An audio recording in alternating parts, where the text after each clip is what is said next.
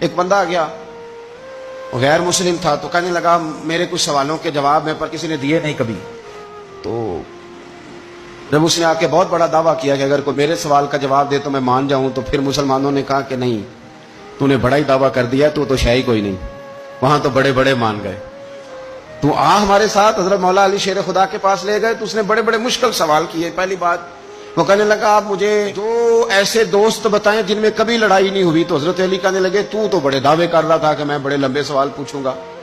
وہ دو دوست جن میں کبھی لڑائی نہیں ہوئی وہ جسم اور روح ہیں بھی کٹھے ساتھ رہتے، دوست بھی ہیں، پر کبھی آپس میں لڑائی، بڑے بڑے گناہ کرتا ہے، جسم پر روح ناراض نہیں ہوتی، وہ ساتھ ہی رہتی ہے.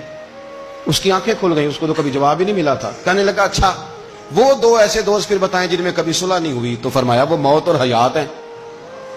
جب موت آتی ہے تو پھر زندگی باقی ان کی صلح نہیں ہو سکتی، اکٹھے رہ ہی نہیں سکتے. اللہ اکبر.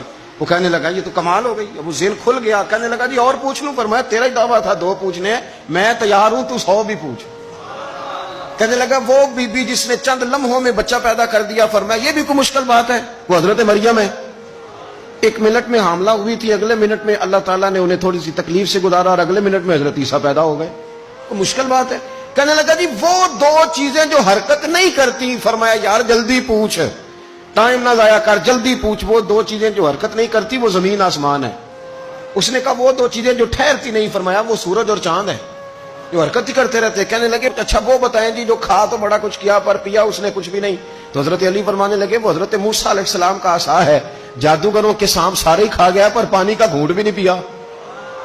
حد ہو گئی. وہ شخص کہتا ہے علی کے جواب نے، مولا علی شیر خدا کے جوابات نے میرے اندر ہجان پیدا کر دیا. میں نے فوراً کہا بتائیں وہ شخص جو کوئی شے نہیں.